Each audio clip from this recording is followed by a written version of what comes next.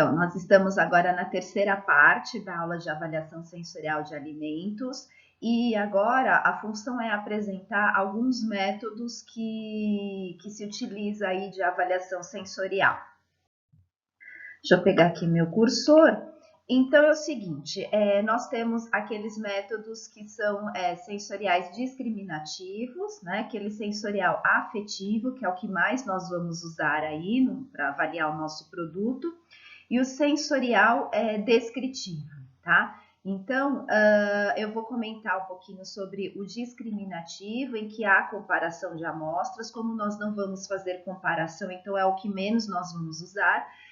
Nós vamos usar mais o afetivo e o descritivo também, comentar um pouquinho aí sobre as características da amostra e eu vou passar aí para vocês. Dentro do discriminativo, o que nós temos? Então, é o que eu falei, nós temos duas ou mais amostras e aí a ideia é fazer a comparação entre elas. Então, para isso, nós temos o teste duotrio, a comparação pareada, o teste triangular, o teste de ordenação e o teste de comparação múltipla. Então, vamos entender um pouquinho sobre cada um deles agora.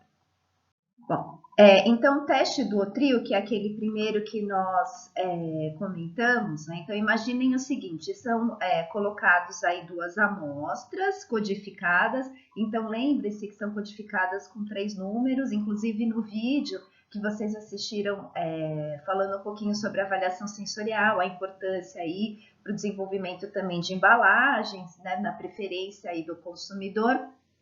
E foram usadas aí as amostras que são codificadas com 3 números também. Então, percebam que é sempre dessa forma, tá? Então, são usadas aí 3 amostras e mais um padrão. E aí, cabe ao julgador, né, cabe ao avaliador, identificar dessas duas amostras qual é igual ao padrão, tá? Aí, nós temos o teste de comparação pareada, né? Então, o que é o teste de comparação pareada? São dadas aí 2 amostras e a partir dessa amostra, né, dessas 2 amostras, o julgador ele tem que avaliar qual é que tem o atributo que você quer avaliar específico. Então, qual é qual é o sabor mais doce, qual é a amostra que tem o sabor mais salgado, qual é a que tem o sabor mais ácido, né? Então, aquele atributo que a gente coloca aqui, né? Atributo específico que você realmente quer avaliar. Aí tem o teste triangular, né? Então, o teste triangular são dadas são dadas 3 amostras, sendo que 2 são iguais e uma é diferente. E aí tem que identificar quais são as iguais, né? E qual é a diferente, tá? Então, você tem que identificar qual dessas são iguais e qual seria a diferente, a que sobra. O teste de ordenação, ele diz o seguinte, então são dadas aí mais amostras e dessas amostras tem que colocar em ordem crescente ou em ordem decrescente de acordo com a intensidade daquele atributo específico. Então pode ser assim, coloque em ordem crescente do menos doce, né, para o mais doce, né? Então você pode colocar aí em ordem crescente ou colocar em ordem crescente da sua preferência, tá? Ou colocar daquele mais ácido para o menos ácido, enfim, né? Então, você pode aí também adotar esse tipo de teste de ordenação. E, por fim, dentro das amostras, quando nós comparamos aí as amostras, nós temos o teste de comparação múltipla, né? Então, o teste de comparação múltipla, ele diz o seguinte, é dado um padrão e a partir desse padrão e dado várias amostras. E aí tem que se caracterizar ou se classificar essas amostras que vocês receberam, né, que o julgador recebeu, comparado aí ao padrão. Então, comparado ao padrão, qual é a mais doce? Comparado ao padrão, comparado ao padrão, qual é semelhante em termos de aparência, né? Em termos de textura. Então, você tem um padrão e você compara aí as amostras em função desse padrão. A única coisa que se cita em relação à comparação múltipla, porque você recebe várias amostras, né? Então, assim, que o uso, né, de um número muito grande de amostras não é tão recomendado. Por quê? Porque você acaba perdendo, né, a característica da avaliação sensorial, né? Pode até provocar aquela fadiga olfativa, fadiga sensorial. Você acaba perdendo um pouquinho a capacidade de julgar. Então, posso até usar mais amostras, mas se cita não usar muitas amostras para não gerar aí a fadiga sensorial, tá bom? Bom, agora nós vamos falar sobre os métodos afetivos.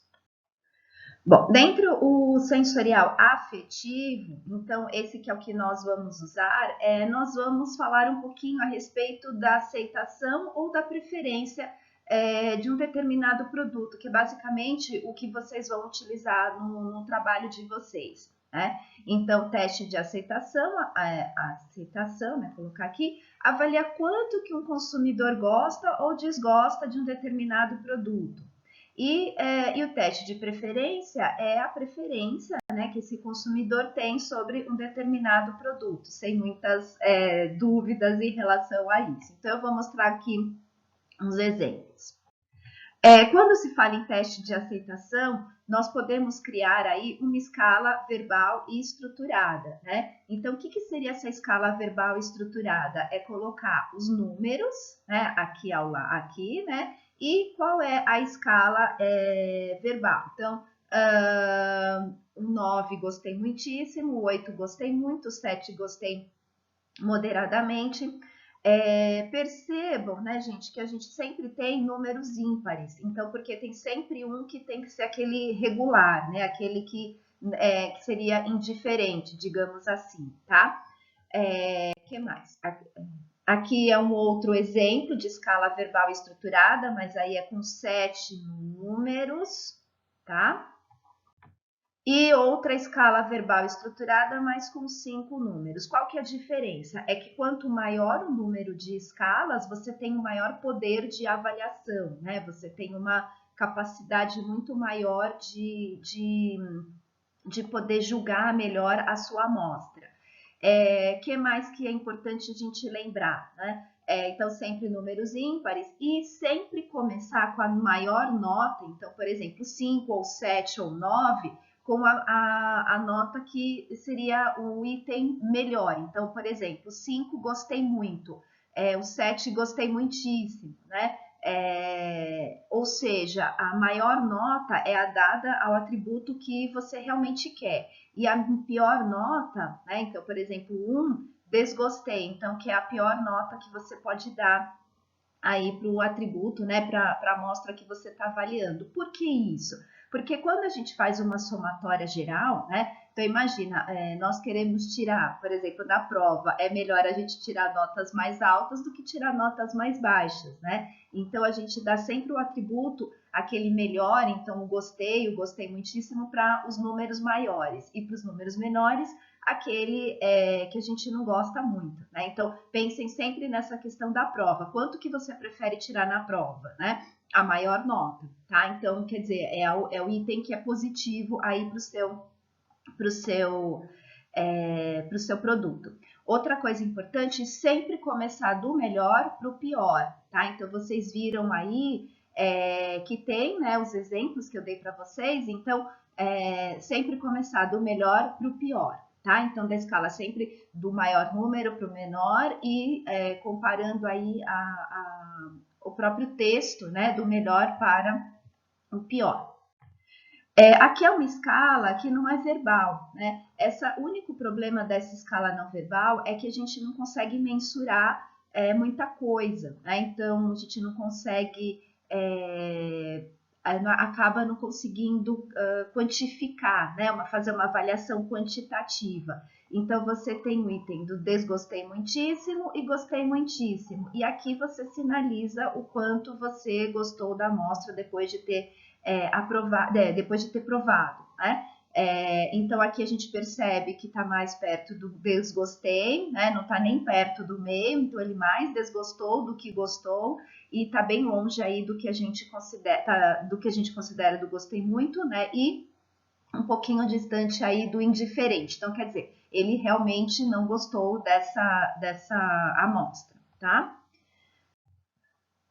Aí nós temos a aceitação, né, pensando na atitude. Eu acho que é muito legal vocês também pensarem em colocar esse tipo de exemplo, porque aí você consegue também saber o comportamento do seu consumidor, né? Então, se ele tem aí uma ideia de comprar ou não, se provavelmente, talvez sim, provavelmente não, e decididamente não compraria, né?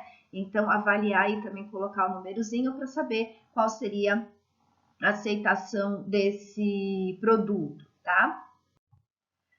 Outro teste de preferência, então você aqui recebe-se 2 amostras e aí você circula, no caso, a amostra que você prefere, no caso, e aí se faz qualquer tipo de comentário.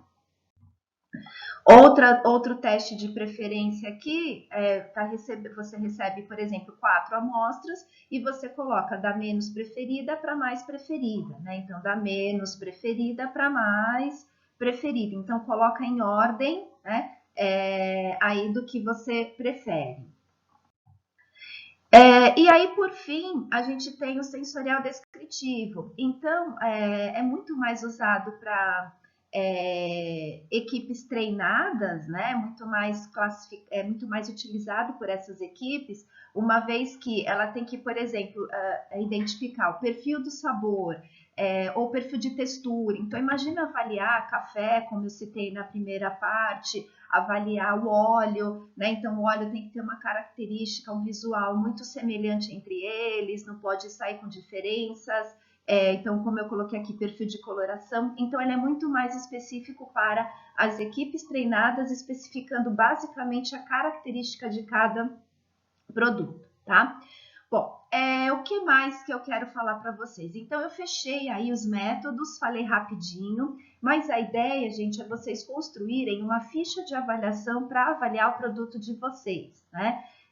Imaginem o seguinte, imaginem que vocês têm que desenvolver essa ficha de avaliação com base em uma referência, né?